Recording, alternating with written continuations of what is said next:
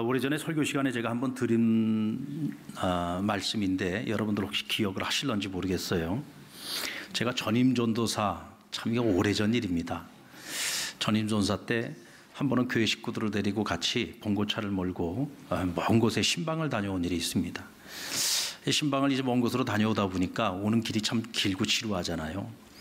뭐 이런저런 이야기들 같이 나누면서 오는데 우리 함께 동행하던 제일 나이가 어린 여자 집사님이 계셨어요.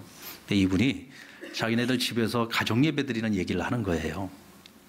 기도 시간이 되면은 아빠부터 시작해서 이렇게 돌아가면서 각자 기도를 하는데 5살 난 막내가 기도를 하는데 이렇게 기도를 하더랍니다. 하나님, 아빠도 제 말 잘 듣게 해주시고요. 엄마도 제 말 잘 듣게 해주시고요. 언니도 제 말 잘 듣게 해주세요. 예수님의 이름으로 기도합니다. 아멘.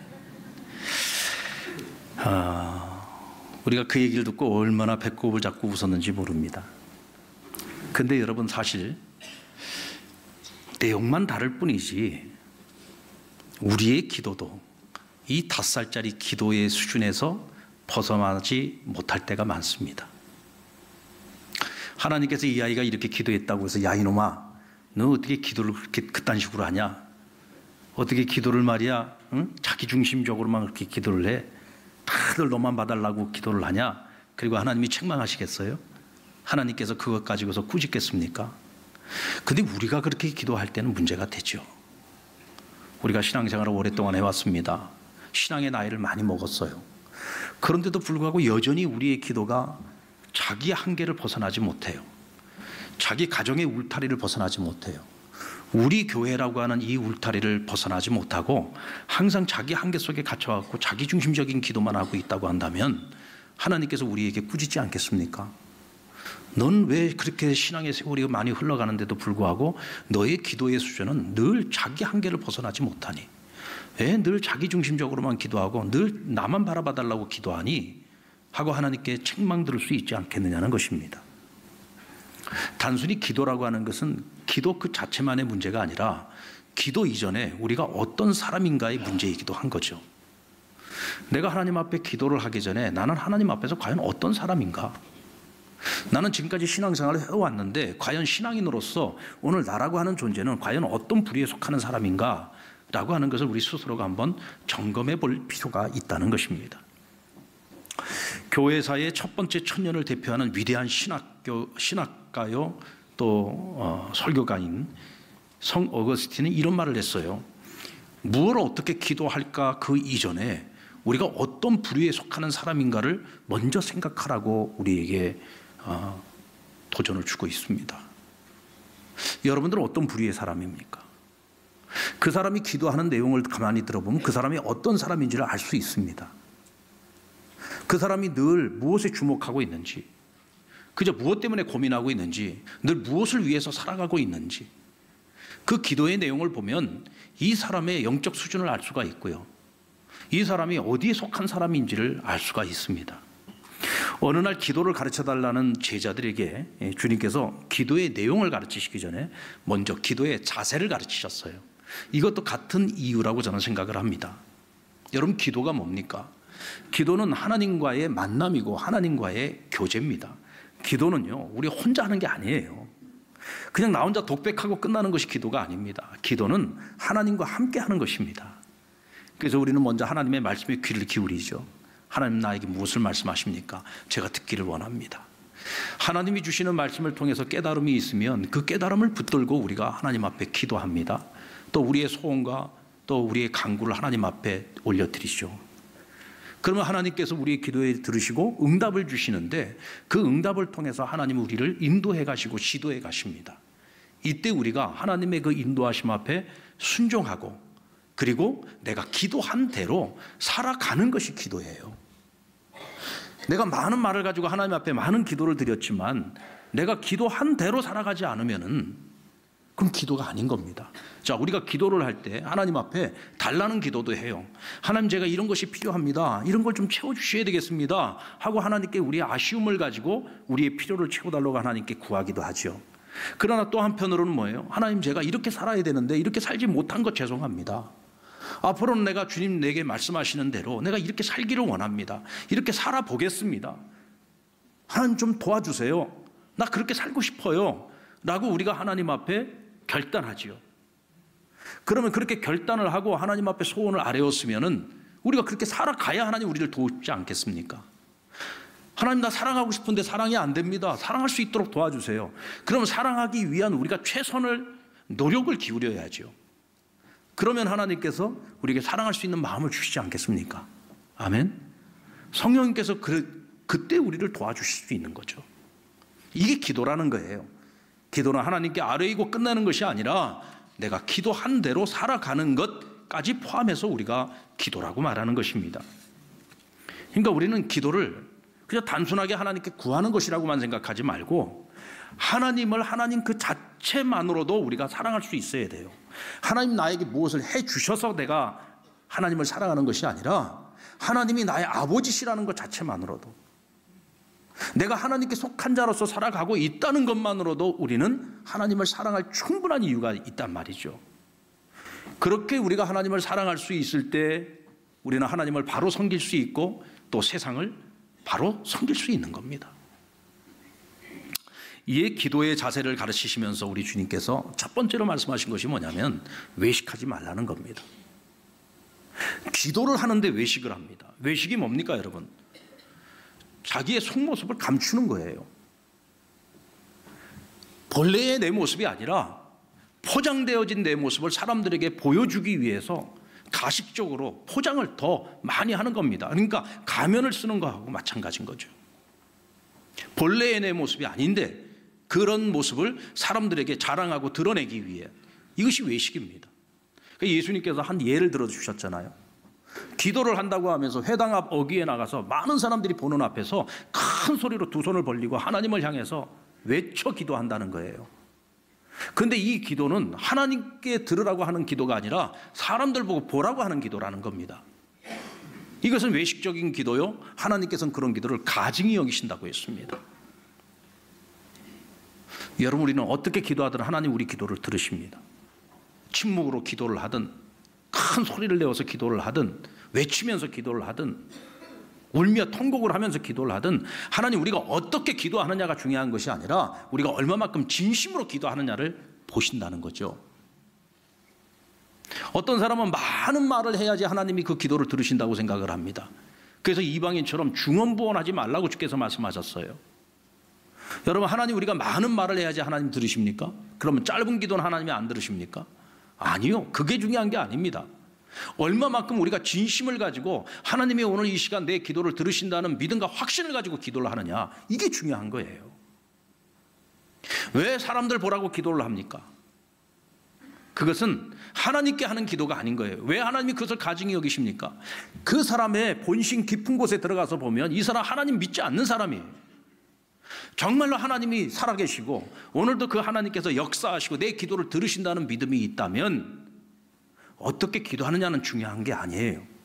그래서 우리는 항상 하나님 말씀 위에 우리의 기도를 쌓아가는 것이 중요하다는 겁니다. 자, 그런 의미에서 보면 오늘 본문에서 주님께서 말씀하신 너희는 이렇게 기도하라. 주님이 가르치신 이 기도를 따라서 우리가 기도할 때 우리는 진정 하나님과의 관계 속에서 하나님을 섬기고 그리고 세상을 기도로서 섬길 수 있는 겁니다. 자, 우리가 한번 배워보도록 하겠습니다. 먼저 주님이 가르치신 기도의 첫 번째 기도가 뭐죠? 하늘에 계신 우리 아버지요. 하늘에 계신 우리 아버지요. 종교개혁가 루터는 이렇게 설명을 합니다. 오늘 이 구절을 설명할 때 우리가 곧장 하나님과 이야기를 나누려는 의도가 아니라 기도로 진행하기 전에 우리가 우선 스스로의 처지를 돌아보고 그리스도 안에서 갖게 된 우리의 위치를 자각하려고 하는 부름이다. 자, 말이 쉬워요, 어려워요? 네, 조금 어렵죠? 네, 그래서 아주 쉽게 제가 설명을 해드릴게요.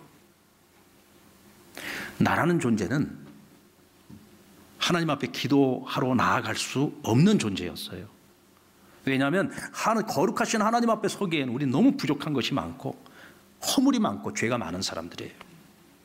그런데 하나님께서 우리에게 자신의 독생자이신 예수님으로 하여금 우리의 죄를 대속하게 하시고 성령을 보내어 우리로 하여금 믿음을 갖게 해주셨어요.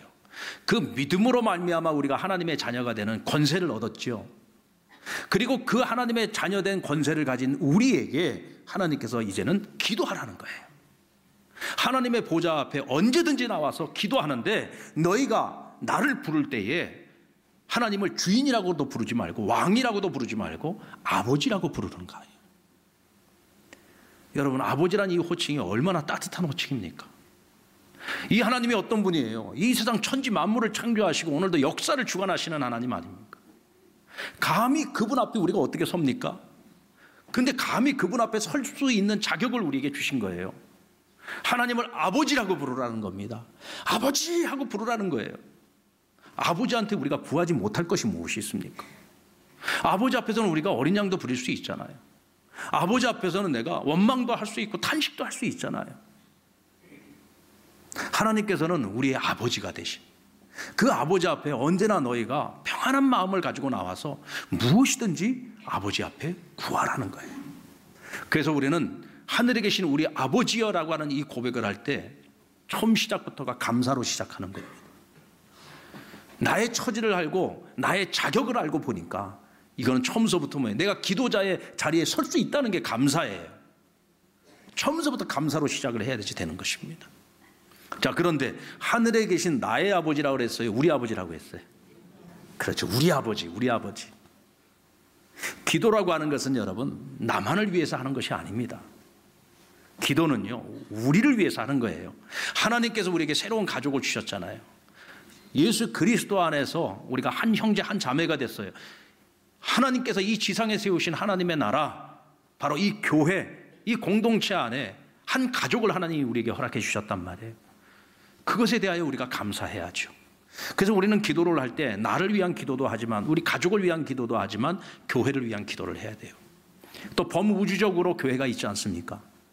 한국 교회를 위해서 기도해, 세계 교회를 위해서 기도해야지 되고, 또 우리의 기도를 필요로 하는 모든 사람들, 세계 곳곳에 우리의 기도를 필요로 하는 사람들이 얼마나 많습니까?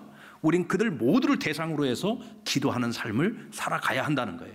이것이 하늘에 계신 우리 아버지라고 하는 이 부름 속에 이렇게 포괄적인 의미를 담고 있다는 거예요. 아멘입니까?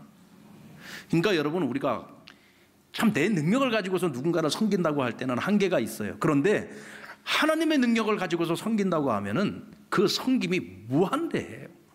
무엇으로 섬깁니까? 기도로 우리가 무한대로 세상을 섬길 수 있다는 얘기예요. 자, 그럼 이제 우리가 한번 내용으로 들어가 보도록 하겠습니다. 먼저 하나님의 이름과 하나님의 나라와 하나님의 뜻과 관계된 기도죠. 먼저는 이름이 거룩히 여김을 받으시오며, 하나님의 이름은 하나님 자신이 거룩하시기 때문에 그 이름 자체가 거룩한 이름이에요. 그런데 누가 하나님을 거룩하게 만들고 하나님의 거룩한 이름을 경홀히 여기고 할 자격이 없어요. 그러니까 우리가 하나님의 이름을 거룩히 여기게 하신다? 이 사실이 말이 안 맞는 말이죠. 그래서 해석이 필요한 겁니다. 결단의 고백이기도 한 겁니다.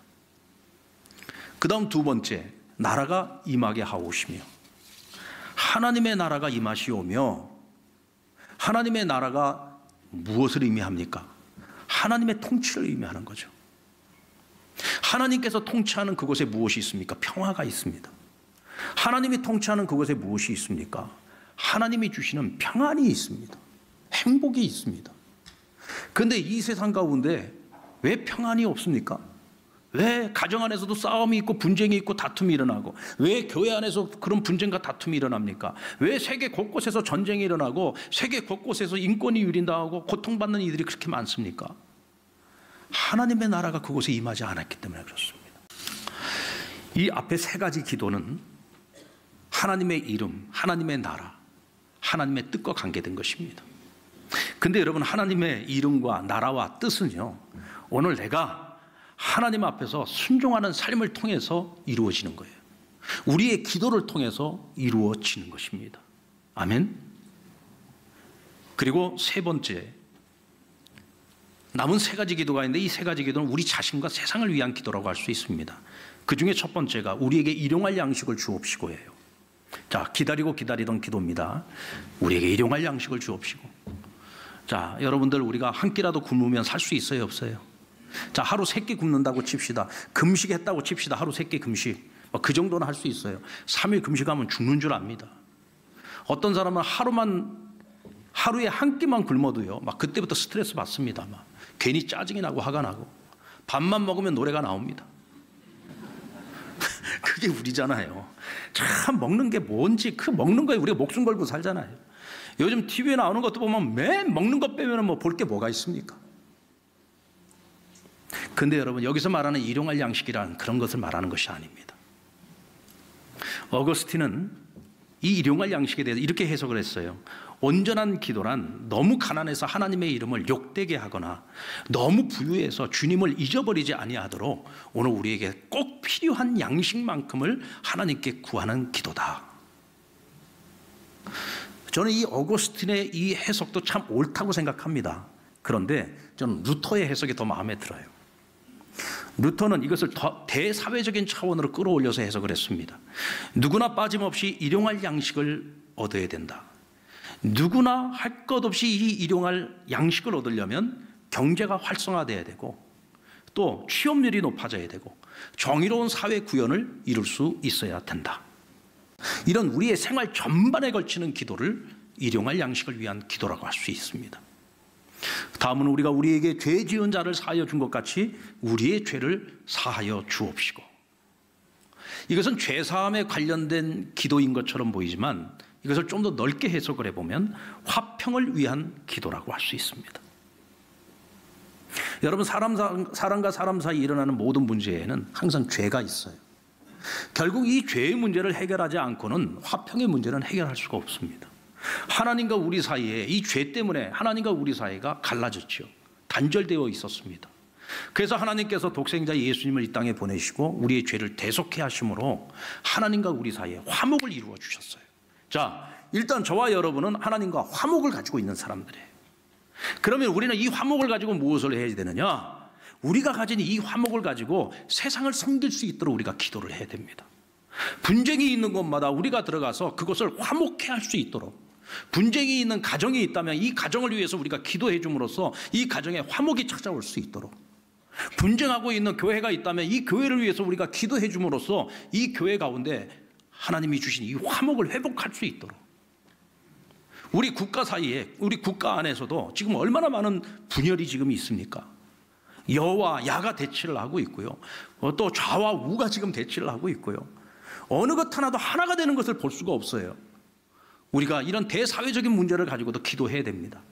그곳에 하나님이 주신 이 화목이, 화평이 이루어질 수 있도록 우리가 기도해야 되는 거죠. 그리고 시험에 들게 하지 마옵시고 악에서 구하옵소서. 우리는 하나님의 자녀입니다. 예수 그리스도의 십자가 보혈의 능력을 가지고 있습니다. 그럼에도 불구하고 마귀의 시험 앞에 언제든지 넘어질 수 있는 연약한 사람들이, 우리가 그것을 날마다 하나님 앞에 고백하는 기도가 바로 이 기도입니다.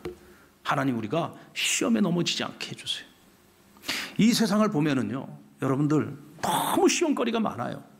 우리가 조금만 방심하고 하나님을 가까이 하지 않으면 우리가 넘어지고 자빠질 수 있는 여러 가지 너무나 많은 시험과 미혹과 유혹거리들이 많습니다. 자, 그러면 우리가 이 기도를 어떻게 우리의 삶 속에서 생활화하고 실천할 수 있을까? 마틴 루터의 이발사였던 페터 베스켄 도르프라고 하는 사람이 있어요. 이 사람이 직업이 이발사였습니다. 평상시엔 사람이 그렇게 온순하고 착할 수가 없는데 술만 먹으면 사람이요 미추가이가 돼버립니다. 한 번은 온 가족이 같이 모여서 식사를 하는데 술을 마시다가 너무 취해버린 거예요. 사위하고 말다툼 끝에 그만 칼을 휘둘러가지고 사위를 죽여버립니다. 루터가 나서서 변호를 해주고 많은 사람들이 변호를 해줘가지고 다행히 사형을 당하지 않고 섬으로 위배를 당하게 됩니다. 죽을 때까지 그 섬에서 못 나오는 거예요. 근데 본래는 사람이 착한 사람이라 그놈의 술 때문에 실수를 저지른 거죠. 위배를 가기 전에 루터에게 한 가지 부탁을 했습니다. 내가 정말 이거는 평생 죽을 때까지 갚아도 갚을 수 없는 너무나 끔찍한 죄를 저질렀고 나의 죄 때문에 내 딸아이는 과부가 되고 내가 어떻게 해야 될지 모르겠다. 내가 섬에 위배돼서 내가 무엇을 할 수 있겠는가?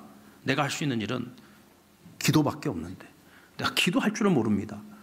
그러니 선생님께서 저에게 기도할 수 있는 방법을 하나 좀 글로 써서 저에게 좀 남겨달라고. 그래서 루터가 이 이발사에게 기도가 뭐냐부터 시작을 해서 어떻게 기도를 해야 되는지, 주님이 가르치신 기도를 가지고서 정말 방대한 분량의 기도를 어떻게 할 건지에 대한 하나의 가이드라인을 적어서 준 거예요. 이게 참 어떻게 보면 동기는 좀 거시기 한데, 이 기록이 지금까지 남아가지고 우리 교회사에 있어서 정말 주기도문에 대한 가장 정확한 해석으로 오늘 우리에게까지 전해지고 있다는 거죠.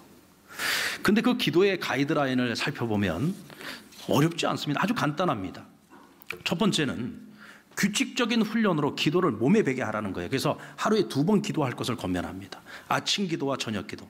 하루를 처음 시작할 때 기도하고 하루를 마무리하면서 기도하라는 거예요. 그리고 기도를 할 때 너희가 억지로 기도하지 말고 자발적으로 기도해야 된다. 근데 자발적으로 기도를 하기 위해서는 어떻게 되느냐? 먼저 하나님의 말씀을 묵상하라고 합니다. 원문에는 보면 음송하라 이렇게 되어 있어요. 하나님의 말씀을 묵상하면서 하나님이 주시는 음성에 귀를 기울이고, 그 깨달음이 있으면 그것을 기록으로 남기고, 그것을 가지고 내가 하나님 앞에 감사해야 될 것을 감사하고, 회개해야 될 것이 있으면 회개하고, 그리고 하나님 앞에 결단하며 기도하며 나아가라는 거예요. 근데 이때 기도를 할 때 그럼 무엇을 갖고 어떻게 기도를 해야 되느냐? 바로 주님이 가르치신 기도를 가지고서 기도를 하라. 그러면서 주님이 가르치신 기도에 대한 설명이 쭉 나옵니다. 그리고 루터 자기 자신이 어떻게 이 주님이 가르친 기도를 가지고서 내가 기도 생활을 하고 있는지를 설명을 해요. 누가 그걸 파야 됩니까? 기도하는 내가 파는 거죠. 기도하다 보니까 자꾸 거기에 마음이 가는 거예요.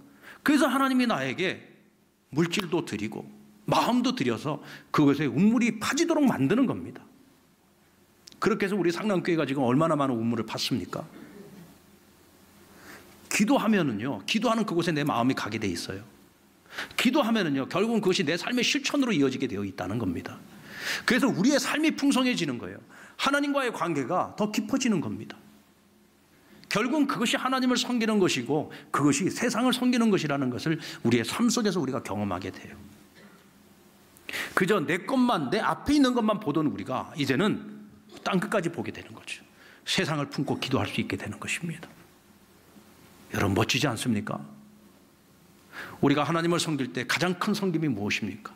오늘 지금 당장부터 우리가 섬길 수 있는 그것이 무엇입니까? 바로 기도입니다. 오늘부터 우리가 마음만 먹으면 할 수 있습니다. 아멘. 마음만 먹으면 할 수 있는 겁니다.